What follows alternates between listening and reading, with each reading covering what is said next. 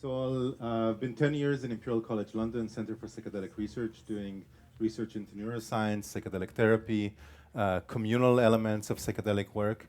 And maybe 6 years ago, I started to do some transition. And some of the transition relates to ceremonies that I've done. All right.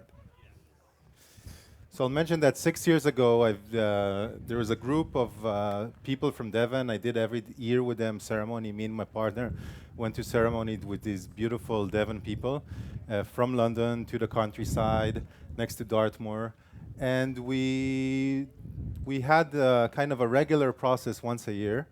And 6 years ago, my partner was pregnant with our first son. We were about to become parents. So it was a very meaningful moment for us in time, almost a historical moment of becoming father, becoming a mother. So it was a very meaningful moment for becoming a father, becoming a mother. And these ceremonies and with that group, there was a lot of exchange of values, of teaching, of pedagogical exchange, of poetry, of prophecies, of speeches. So there's also a political exchange of values in these ceremonies. And with that group, just before the ceremony, I was standing outside next to the fire with Jeannie, and Jeannie offered the ashes of her father to the fire, who just passed away before. And it was for our son, for the future of our son, for his health, for his prosperity, for the future generation. In the ceremony, I had a strong vision of a book that I was reading at the time. The book was Globalization of Addiction. It's a book written by a psychiatrist, actually a strong argument about how many of addiction problems in our society are actually socio-political. They related to societies that disintegrate, disconnection, alienation, and how these conditions, societal conditions, lead to addiction. And I was very much convinced from the book at that time. I saw it at a vision. It almost had this like religious, spiritual book that I'm seeing, and it's just an academic book written by a psychiatrist. And then in the ceremony, Jeannie is going down to the ground, and she shouts into the ground. She shouts pain, she shouts violence. It's an intense moment, and her shouting transmits from the ground to everybody in the circle. Those who lie on the ground feel the shouting coming out from the earth, and at the moment it feels like the earth is shouting. And it's not clear if the pain that she is expressing is the pain of women, a historical pain of women, or the historical pain of earth, or maybe both of them and they're related, but it felt an intense moment and a meaningful moment for me. In the morning, there was an integration circle, and I was full of strength. The book was in my vision. I felt her pain. I was about to become a father, was considering the future generation, and I also had this almost need, an urge to say something quite political to the rest of the group, speaking about the generations of our grandparents, the generation of the parents, the society that we're living, and this almost prophetic urge that came out of me, and speaking for future generations and for the benefits of future generations and the need to create a better reality for them. So this is the talk from now on is one of the ripples from that moment. The peace building work I've doing since then is one of the ripples from this moment. It's dedicated for future generations, and it's also dedicated for some beautiful people from Devon that I learned a lot from them. So when I started doing peace building work, I started by just studying groups in Israel and Palestine, and it's ethnographic work. So we were finding with my Palestinian partner, we were moving, doing a road trip in the land in Israel and Palestine, and interviewing Israelis and Palestinians who drink ayahuasca together. And we heard beautiful stories of unity, oneness, connection, intercultural connection, openness. But what was clear to Antoine, my Palestinian partner at the time, was that there's something is missing, that while people speak about oneness, while they speak about harmony, they don't necessarily speak about the political injustices that's happening to Palestinians. They don't necessarily speak about oppression or inequalities. They don't speak about the problems of minority. They can speak about the beauty of Muslim culture or Arab music, but not necessarily about the pain of Palestinian people. So we kind of realized that there's something in this conversation about harmony that at times, when it's fetishized, when it's intensified, can be actually suppressing voices of conflict when there actually need to emerge, because voices of conflict, voices of anger sometimes are required to change societal problems. And in those contexts that we study, sometimes the need for harmony and oneness was just serving a status quo of occupation and oppression, repressing the minorities from speaking their anger. So we decided, and through that road trip that was still full of amazing stories and emotional stories, crying in almost every interview, in that road trip I met the few people that became a team that we were working together. Sami Awad, a Palestinian peace activist for 30 years that I wish was here with me to give this talk, so we gave this talk together a few months ago. And Armel Lehman, an Israeli therapist, another Palestinian woman who I cannot name, she prefers not to be named, and a Brazilian facilitator called Endeavours Brazil. And we were working at a team with few others and slowly kind of contemplating what we want to create. We want to create a practice, a psychedelic practice, an ayahuasca practice that is directed towards peace building, that has at its heart a collective intention, how we move beyond personal therapy, beyond personal healing, into a practice that is also addressing societal issues. So we journeyed ourselves, of course, as a small group in order to learn from the medicine. And we journeyed ourselves, we integrated ourselves, and slowly we created a political practice. And in this practice, there was an intention of coming as a collective together, exploring identities, exploring collective traumas, connecting as a community, but always with the intention of also how to bring visions of new action into the future in the land. So we created a retreat program, and we had 3 different retreats. And the retreats were run through a charity in Israel, together with Israeli Palestinian researchers, and myself as a researcher from Imperial College London, kind of collaborating together to create this retreat. They were facilitating, I was doing research, but it was very much combined. 3 groups were flying into Spain with this intention for an 8 days long program. But before the program, there was preparation. They were traveling to the West Bank. They were going to the separation wall. They did tours in refugee camps in the West Bank. So especially for Israelis, this was a meaningful moment of being exposed with their bodies to political reality and political atrocities that happen, that sometimes they block themselves. Especially many of the medicine people, the spiritual people in the land seem to bypass. In order to be in well-being and mental health, sometimes it's easier to ignore the harshness of reality and the moral responsibility on reality for Israelis. So some of the Israelis who joined, who were willing to also to be open and to listen, already started a transformation when they moved just by exposing themselves to the separation wall, just by being in refugee camps, something started to move in them.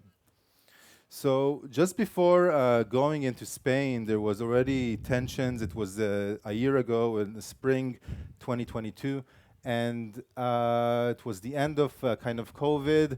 It was the last month, I think, that we needed permissions in order to fly to other countries. And the war in Russia-Ukraine began, and there was political turmoil and tension. Just before flying to Spain, Endeavours, the Brazilian facilitator, flew to the Ashaninka tribe in the Amazon, and he learned from them new songs. He helped Benki, one of their spiritual leaders, who was also a political and environmental activist. He helped him build his new place over there.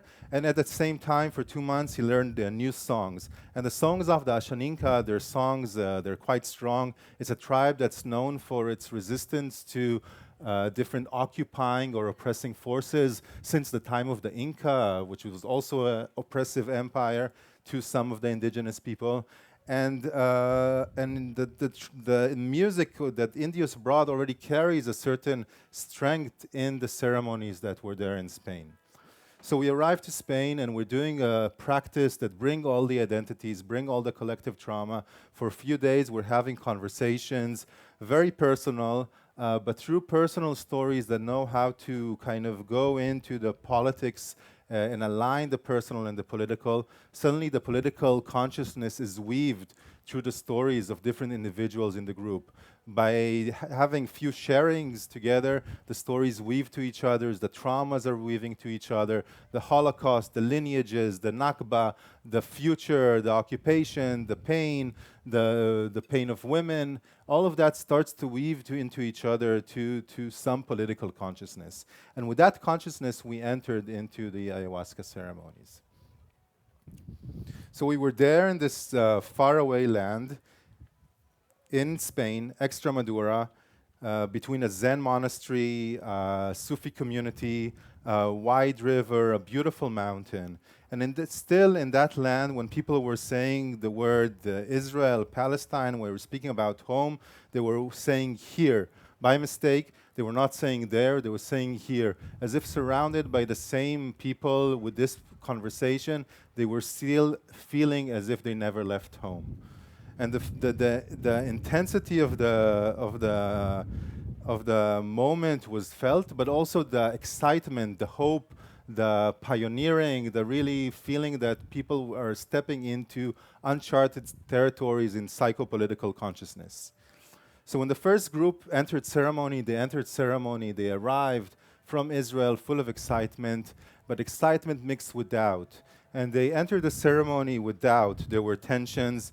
The first ceremony began, and it was already quite intense for people. There was a lot of collective trauma coming to visions. There was a Muslim person who was purging collective trauma, saying that he was supported by the group. An Israeli woman who has visions of Holocaust and cycles of oppression, and moves into the altar in the middle and prophetically prays for the end of cycles of oppression, for Israelis, feeling the guilt of becoming from oppressed to becoming oppressors. And she expresses this in the circle at the moment. And there was one moment in which Erez, who is Israeli, he feels uncomfortable. He feels uncomfortable in his body, and he goes outside from the Maloka into the forest. And he really wanted to deal with his, heal his pain. And in the forest, he sees a vision of his grandma. And his grandma is there, but she's playing tricks on him. She's like doing like this. She's clowning. She's laughing at him. She's joking. And this is an old Jewish strategy of dealing with pain is humor. So she's kind of like really playing tricks on him. And at the moment, he tells her, Grandma, please don't do this. I came here to deal with my pain. I came here to deal with my trauma. I want to heal it. Please don't play tricks on me. Please don't do jokes.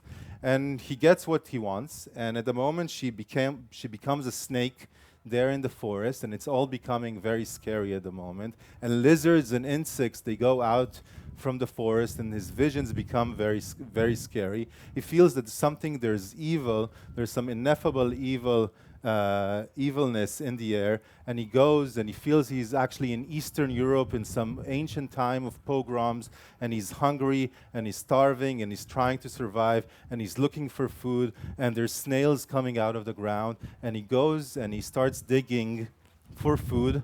But what he sees when he's under this tree, let's say this is the tree, and he's digging next to the tree, and he finds a mass grave of his ancestors, and his ancestors are kind of looking out from the ground, and at the moment they are telling him, leave us alone, don't dig the pain of the past, we are here, we don't want to deal with it, just leave us alone, we want to rest, we've never rested for a long time, and we just want to continue to rest.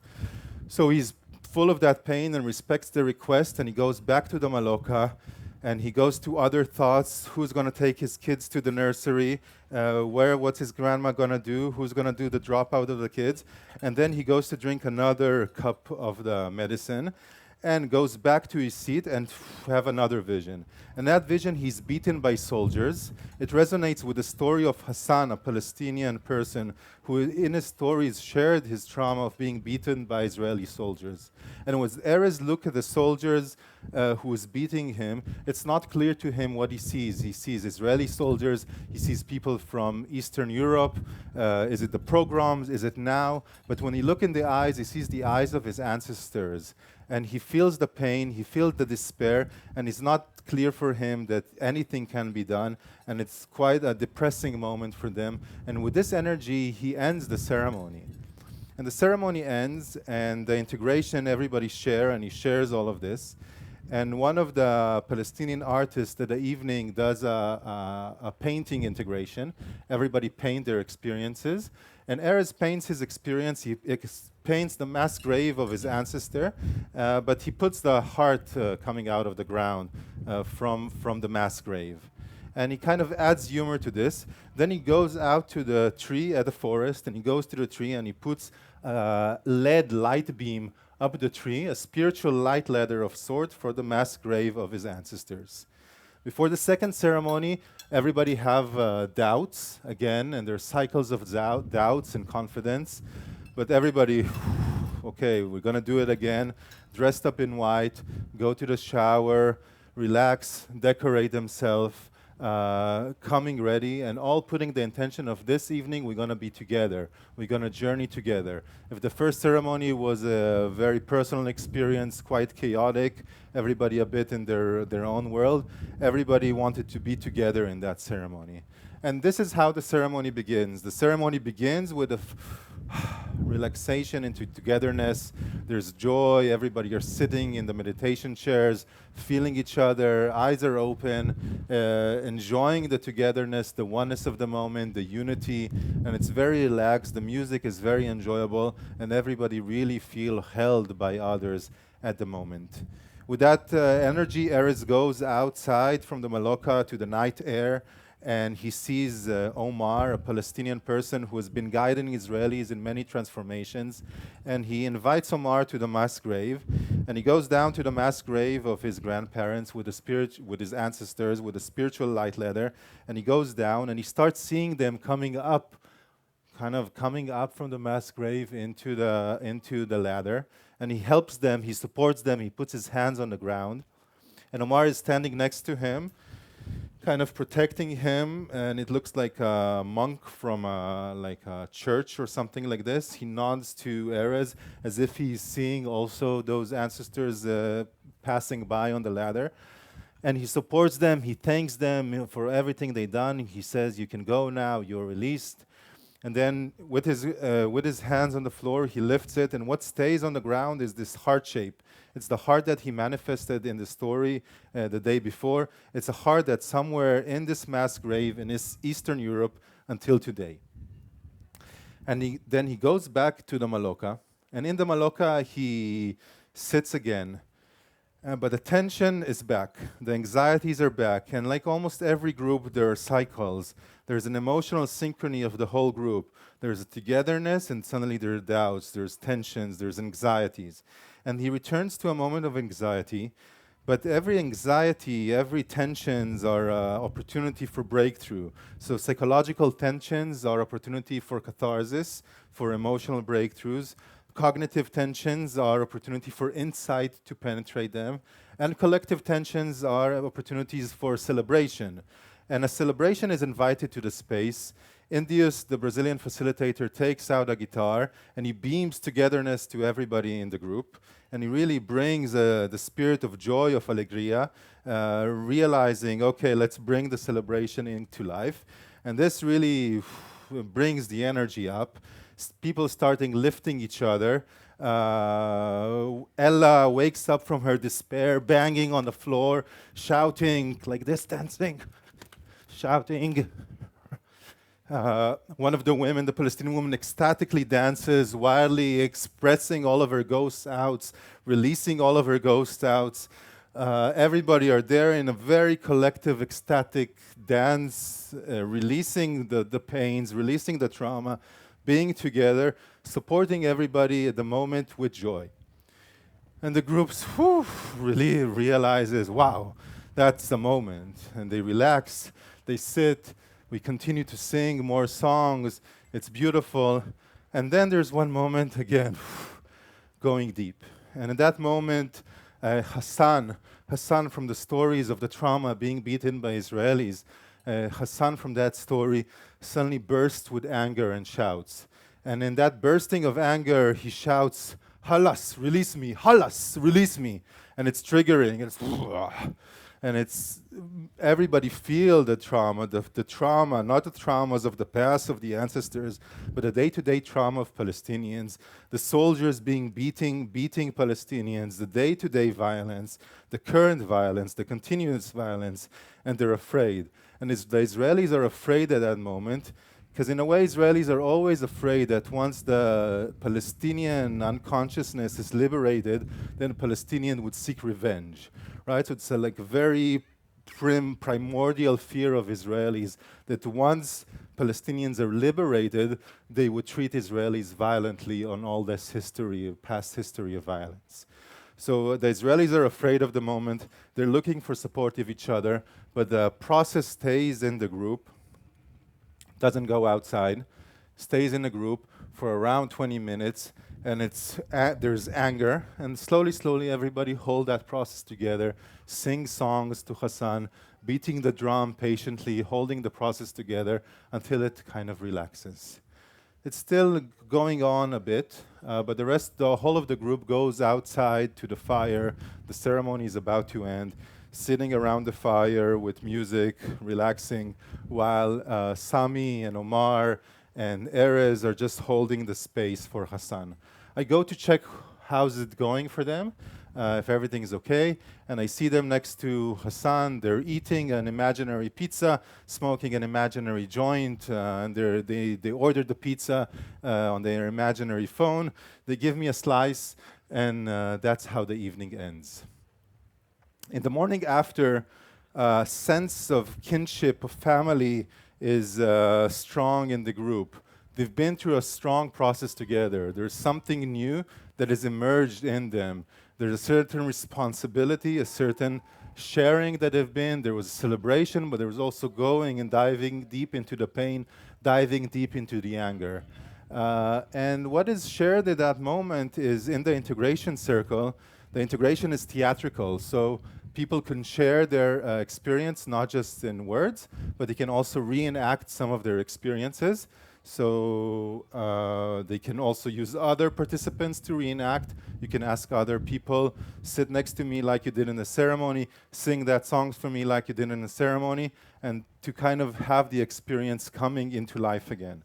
And they're reenacting some of the experiences, but what is happening also that they speak with quite confidence and vigor and strength, and speaking about the importance of anger in the expression, realizing how anger is also, one of the women says, how anger is energy to work with, how fire also purify, energy of change.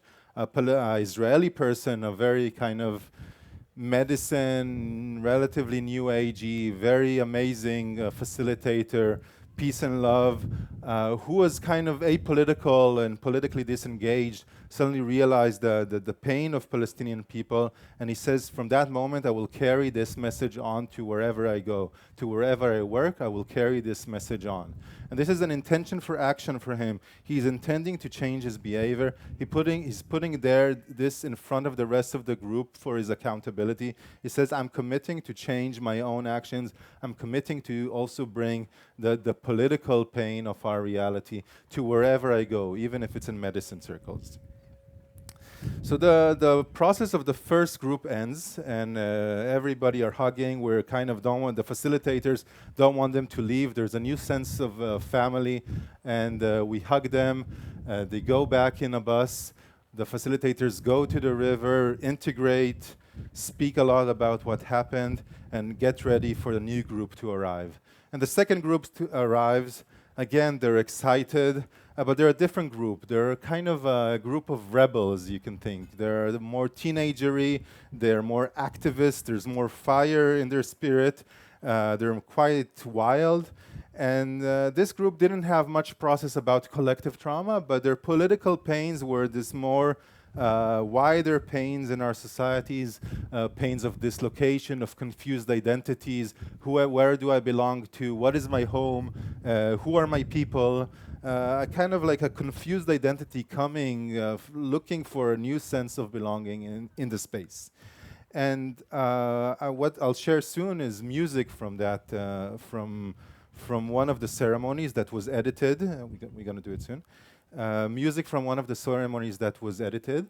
And what you can hear here is how Hebrew and Arabic are interweaving into each other. I want to say that the importance of music in like really opening people or triggering people is quite important.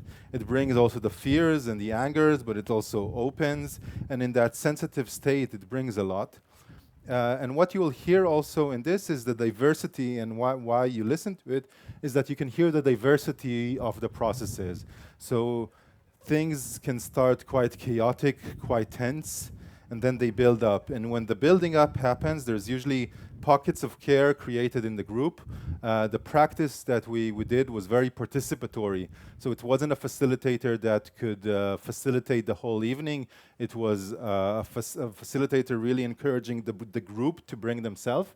At times, this can be chaotic because the group doesn't know how to do it. And they learn slowly. And in the chaos in the beginning, there's a lot of intense processes. Then pockets of care are emerging.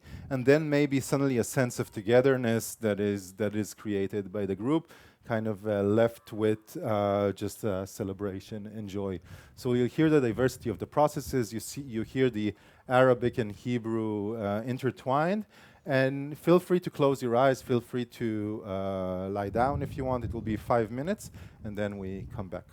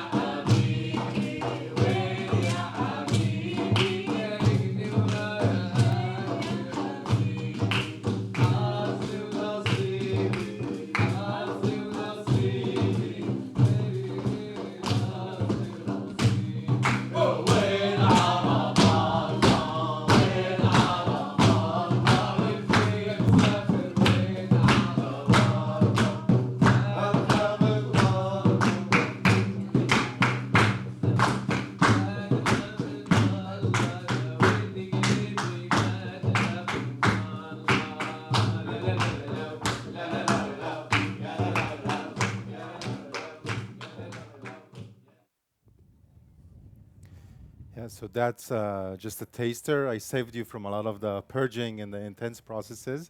And it's a taster for just to experience that the medicine and psychedelics or ayahuasca has also, it's very relevant also what is the culture, what is the music in which it occurs. Here, these are musicians that were participants and expressed themselves through this, and they're actually the Israeli and Palestinian that met in those ceremonies, and they're still collaborating, so more than a year ago, and they're now working on projects together after meeting in those ceremonies.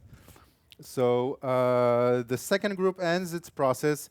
Again, strong sense of kinship, of care, like really, really, really strong care between people, like a family. But like a family, it's important to mention that families are not always extremely harmonious. Actually, families can be full of conflict, right? So it's not necessarily a harmonious field. But it's a field of a lot of care and a strong connection between people. And it's really people start feeling like there's a new family that's emerging.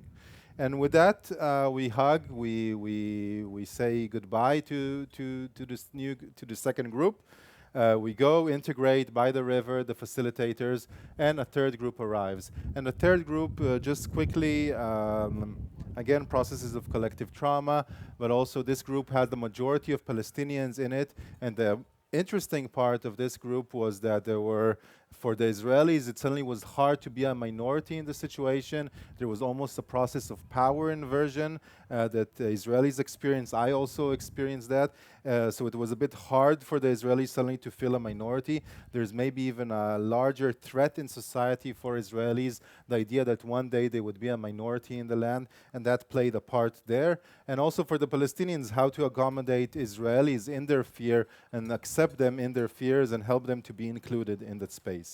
And again, the third group ends with a lot of kinship, with a lot of family ties, strong bonding, and commitments. The day of commitments for the three group, the last day, is the day of commitments, and all three groups commit to continue working together. There's a strength at the moment. There's really hope. There's a feeling of identity fusion, of a family that's coming together. There's a lot of intentions for actions. So a lot of people commit to themselves. They want to be in service for others. They want to continue to take caring of others. They want to continue to do actions to try to change reality around them and to collaborate as a community together. And with that excitement and energy, everybody returned to the land. There's few integration gatherings, also bringing the three groups together.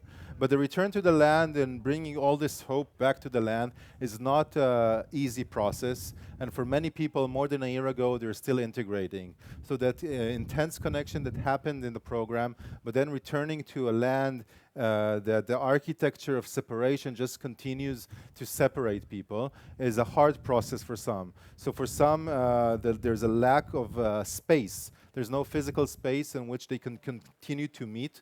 The Palestinian and Israeli musicians who want to work together feel pressure. For example, the Palestinian from his record company, he wanted to sign a contract with a record company. They told him, you cannot sign a contract if you are collaborating with Israelis. And he decided not to sign with them in the end. But he had to face these tensions from within his community that also separate him from Israelis, even if the attempt is to have a political message together. But through what they're doing in the integration, there's a lot of creation. There's a festival they create together. There's an Israeli-Palestinian couple that moved to live together. They met in the retreat. They moved to live together. There are artistic expressions. There are ecological, environmental activities. There are ceremonies that done in the cave in the desert.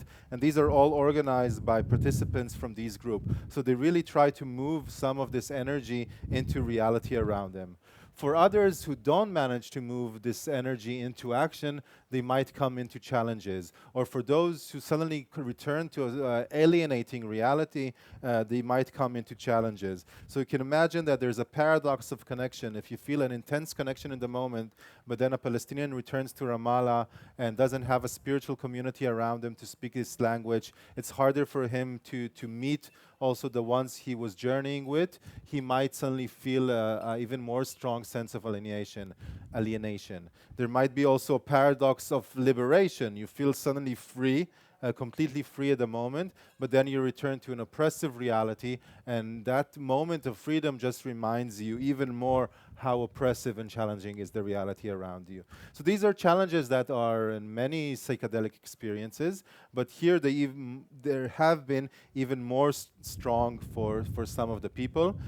But with this ecology of care, with this community around, people try to take care of each other, try to help each other, and they started to support each other's processes on the long term. So a whole year after, even those who had challenges, most of those even who had challenges, after a year said those challenges were an important part of their change. So any change would come for a challenge. A Palestinian woman who left the West Bank and now moved illegally to Israel comes with challenges. She left the home of her family. She moved to another job in Israel, and there are challenges. People took care of her. There was a moment of anger. There was a moment of despair. But a year after, she's out of it, and she feels much more free and liberated. And for many people, that moment of transition from getting away from their old identity, from their own group of belonging into something new, was a transition moment that was hard and required support from each other. So it wasn't just like a quick fix like this. There was actually required some change and some challenges on the way. So what I want to conclude with is a thought that a healthy integration, we know that like after psychedelics there's a need for a process of integration, and healthy integration requires psychological supports, requires people to speak with, requires a community to be around, require maybe some mindful practices like being in nature, like doing meditation. But I would like to put also the need for action that's coming in the integration. So a lot of insights, a lot of breakthroughs, revelations, they're also a call for action in some moment. So you can imagine like a ripple, right? So there's something that wants to ripple out. Like in many events in our life, like a scientific insight that ripples into a theory, like a falling in love moment that then ripples into creating slowly a relationship of trust and care, like a revolutionary moment of people spontaneously in the streets that then needs to ripple into a political force, a political power that has also effect on reality. But if that doesn't ripple, if people are completely excited and hopeful in the streets, and then it's hijacked by another, the old story of how revolutions are hijacked by other forces, that can bring even more despair in the moment. So what is important to understand in this integration is how to support ripple, how to create a movement that comes out of psychedelic insights from psychedelic breakthroughs, and how they can ripple out into society. And this can be healthy not just for society, but for the individual itself in gaining agency and purpose and understanding they can also have some power to change. Thank you.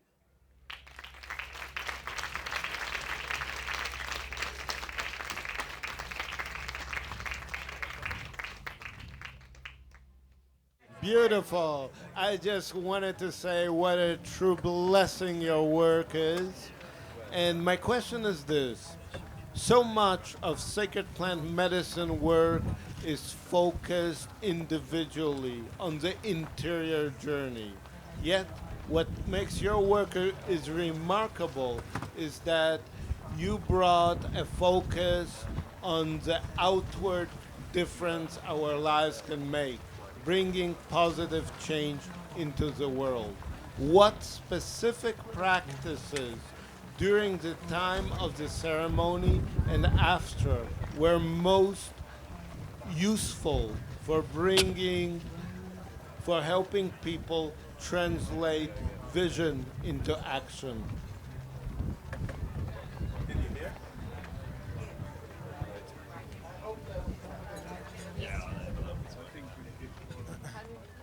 So I'll mention two. So the question was, what were the practices, the meaningful practices that help to create a practice as collective and to transfer vision into action? So I'll first start with the practice that we did in the beginning of each retreat, because that was almost the bedrock of the whole program and what allowed to align personal and political. And what actually revealed that the personal and the political, and with that we entered. So in that practice, it was a few days, and each person was, it's called a spiritual questionnaire. It's a practice that my Palestinian partner has been using for many years. And the questions each person is answering in front of the group is, the first question is, why are you anxious about the conflict personally? Then the rest of the questions, they're personal questions, they're not about political, but they slowly reveal political. So the questions are, what's your name and who gave it to you and what's the meaning for you? What brings you hope in life? Who are your angels? What are your demons? Where your ancestors come from? And influential text in your life, influential figure, and transformative moment. When are you passive? And these questions, they seem quite like cute, I think, but they slowly reveal something in the person. What is your relationship to death? And they reveal something in the person. And for the practice is more than 1 hour. It's a 1.5 hour for each person. And after the person is sharing that, the whole group reflects for them back what they hear without interpretation. And that allows for the person to really click things between his political, between the first question and his own identity, his own personality. And when the whole group does that, the stories weave to each other. As I said, the stories are weaving to each other. I can share this questionnaire. It's like the questions that are really digging into this personal political. And I think that was the bedrock of the things. And I think from that moment, when the practice and the experiences, they are political, they're personal, then what happens after the ceremonies also becomes that. So you're not really just doing things for a amorphic, abstract political cause. It seems very personal from that moment. And the later on, the process of how integrating into a community from vision into action is something that is actually we're still learning. So it's not something that was easy, and for sometimes it wasn't necessarily easy. We tried to create really a process in which the participants are helping each other. We were very much believing in emergence. So how to empower participants to whatever actions they want to initiate, to be with them in the moment, and to help them create that action. So not necessarily the facilitators are creating actions, but it's the participants creating actions and inviting others. And we as facilitators, we join them, which was kind of a helpful for a momentum to take place. Some other things that were happening is to create a network or like an ecosystem of potential actions. So a lot of times people came with a lot of excitement, but they didn't really know how to like discharge this excitement in reality. So they just need the opportunities. So creating like a person you can go to and he can tell you, oh, this was your process. Maybe you should go to these group of people and join them and start to work on that, that cause. Maybe work with this group of people. So to create like a network of potential activist options. But for many people, they didn't want the regular activism. They seeked new things, and that's when they created that themselves. But that's a hard process, and I think in future groups would put much more attention on actually integration. It's obviously like a cliche, it's everything in integration, but we didn't really know how to prepare ourselves for a thing like a collective integration. We really knew what we're going to do in the program, but we didn't have a good plan on the integration, and we're open to any new ideas of how to do this. Yeah.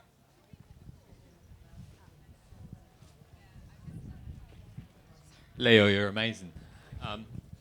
Really quick one. Are there any other sources of global conflict that you think that this would be particularly amenable to? Sorry, I didn't need to make you come all the way over. No, that's good. So other sources of conflict, I think a lot of Americans have approached me to do like Democrats, Republicans conflict. I think it can be applicable to different situations, always with a sensitivity for the complexity of the local conflict. There's always differences. Some conflicts are more symmetrical, some are less symmetrical. So the Israeli-Palestinian conflict is a very asymmetrical conflict. Some are more symmetrical, and there's always needless sensitivity for the context, for the situation. But hopefully, right now we're like, I'm opening a foundation, a charity in the UK, to continue to do psychedelic peace building. And the idea would be to do a few years more of Israeli-Palestinian, but if we feel like we have something that is ready, so to teach other or work with other groups of facilitators in other situations that how to do it in other situations. There's a person who contacted me who wants to do for legal disputes, right? So for divorcees who just like don't agree on the final stuff, or work disputes, or family inheritance, right? So many families break up in that moment. So I think even in that sense, you know, it can be on the very local family disputes can also be something that can work. What's that?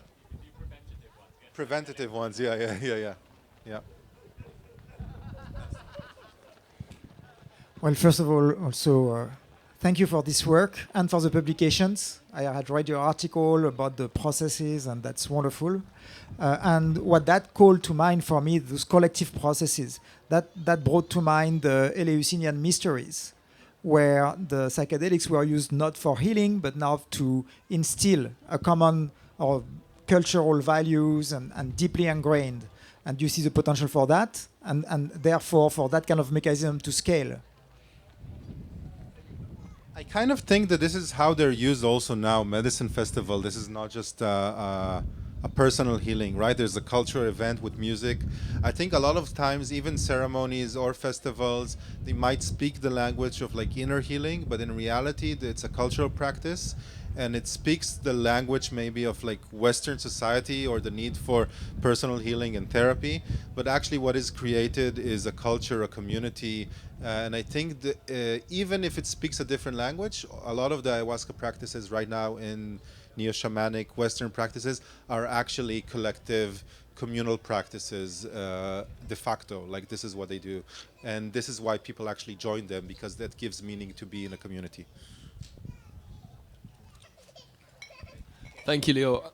Like every question, I very much admire your work. I was interested in the extent to which, say, comparing this to something like what Bill Richards is doing with religious leaders, what kind of interfaith potential does this have when we're talking about experiences which are often couched in spiritual and theological language and they're understood by individuals in those terms? Was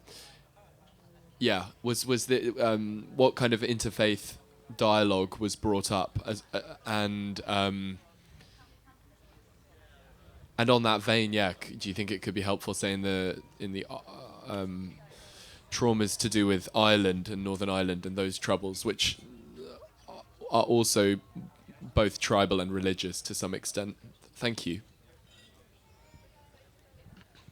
Yeah, so interfaith. So when I did the ethnographic work in Israel, Palestine, there was a lot of interfaith exchange in the rituals that I studied. So this was not rituals that I helped organizing, but there were groups of Jewish and Muslim in there.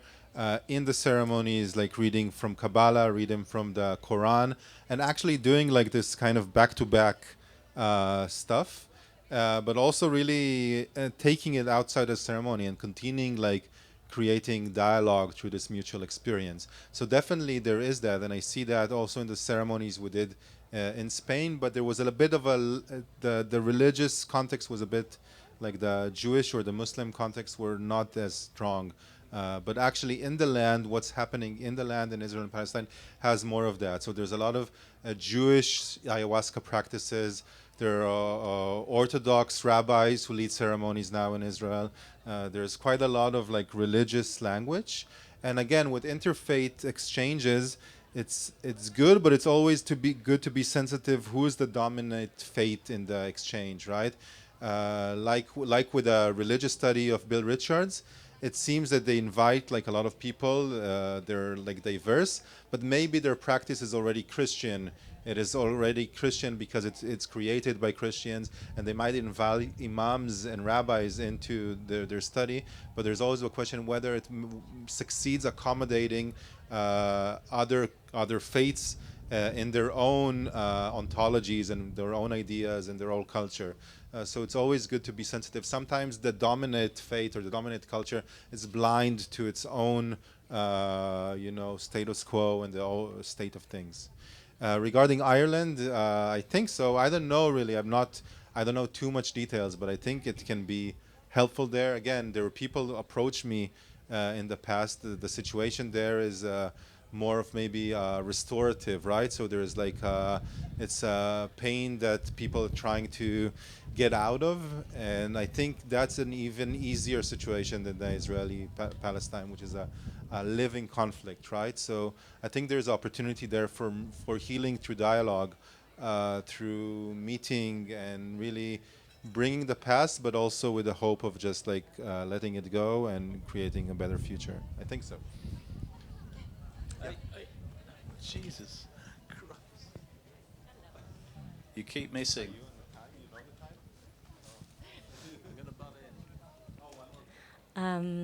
I'm curious about if you've thought of, or if any of your colleagues are working with the diaspora on both sides, both like Jewish, Palestinian, Israeli, and a kind of growing xenophobia, both for Arab, Muslims, anti-Semitism. Yeah. So there was one Palestinian diaspora in one of the groups, but we had a rule of no diaspora. But now we're open to that. We see that they're also a big part of the conversation. They have very much influence, even sometimes stronger influence than the local people. They have strong influence on what's happening in the land, the Jewish diaspora and the Palestinian diaspora. So we would like to work with this. I am working with other people, so this project is also embedded in like a larger culture that's emerging. It's kind of the project also ignited others to think similar ways, and I was also connected to others who had same thoughts. Other projects of working with, let's say, Middle East regional more identities. So there's a jam. It's happening in Sinai. So Rawan is a friend, and she's one of, you know Rawan? Rawan and Liel. What's that? Oh, right. Yeah. And also there was recently in Burning Man they have a camp, Cosmic Camels, and it also has a lot of diaspora. A lot of Palestinian diaspora was this year in Cosmic Camels. It's also a Middle Eastern camp, very political, very psychedelic, but very political. Also good friends are part of this. So I know projects that are addressing this, and I think they see like a larger Middle Eastern vision in their mind, right? And I think it's good to we're planning to continue work with this.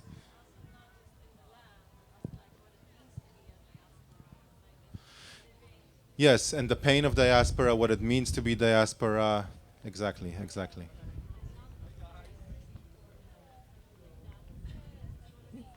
Yeah, definitely. Diaspora has their own challenges. They bring their own voice into it, and they're the Palestinian diaspora is a big question because they're not allowed to return to the land. The Jewish diaspora can return to the land if they want.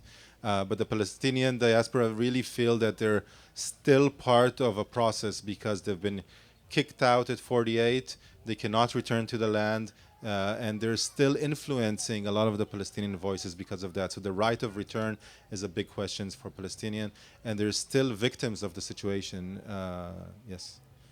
I hope it answers, but there's indeed a lot of to explore there, in the way of like how we conceive things as relational, right? So as also it was important for us to bring from the Palestinian side Palestinians who live in Israel and Palestinians who live in the West Bank, because they have a bit of a different voice and different challenges. So also to bring Jewish and Palestinians that live outside of the land is bringing a more complete picture to the situation. Last question. Okay. Yes. Hi. Sorry. It's a very, very simple question. Why Aya? First of all, my own experiences. Okay. Then, because I think that's the most, I was not just interested in the substance, but the ritual. And I think in Western society, from all the substances we learned and acquired from different people, with this one, we really learned also to work in the context of a ritual, right? So there's no culture of rituals around mushrooms. There's no music that's made for mushrooms so much. And there is music and there's culture, even Western or adapted and kind of changed, that is part of our culture. So I wanted to not just work with the substance, I'm actually working with culture in the same time, and that's the main reason. And it's also stronger. So are you very comfortable with the appropriation of it then? I'm not very comfortable with the appropriation. I think it can be done in different ways, but I also don't see everything as I can see things as more dialogical, right?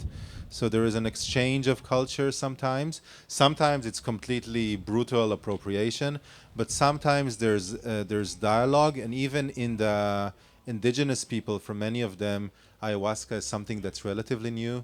It has been moved in the Amazon, relatively new. It's constantly in the move. It has, like many technologies and many ideas and thoughts, it's moving. And sometimes it's really extracted, and the extraction might be a problem if we use resources of indigenous people. But for many indigenous people, it's a way to create dialogue. It's a way for them to work also, bring Western people to their own reality. They create connections with activists. So I think I'm not completely okay with appropriation, but I also see that it is a dialogical exchange. So it depends when and how. We were working with Brazilian facilitators who works also with a lot of indigenous communities, and I felt comfortable that what we bring is in relation to that. I think that was the last question, sorry. One more, okay. Do you want to decide? I don't want to decide. Okay. Thank you very much. That's very interesting. What do the majority of Israelis want? Do they want to continue with this oppression, or do they want to find a solution? The majority of Israelis probably want to continue, I think. Israel is not a healthy place politically, and there's also a lot of internal turmoil. What I was even addressing in the population we were addressing in the project are those who want to make it better, but maybe fell in despair, don't know how to do it, have certain ideas about maybe separation, two-state solution, which it becomes impossible slowly. And I think there are many Israelis who want to heal the situation, but don't know anymore how to do it. And they're a bit stuck in the past in some ways in their ideas of solutions, that they don't even imagine the possibility of, let's say, having a democratic one state across the whole land, right? They cannot imagine that. It would be giving up ideas like Zionism, which are strong for Israelis, or the idea of a Jewish state, which is strong for Israelis. So I think the situation, regardless of the majority or what the majority wants, is like how to create a new vision that would be appealing to people, that would also has its own charisma and its own attraction for a better future in the land, I think. But right now, the majority of Israeli, the situation is quite despairing, right? Also for the peace camp or the liberal people in Israel, there's probably loss of powers, strong loss of power, with the fear of becoming a dictatorship soon.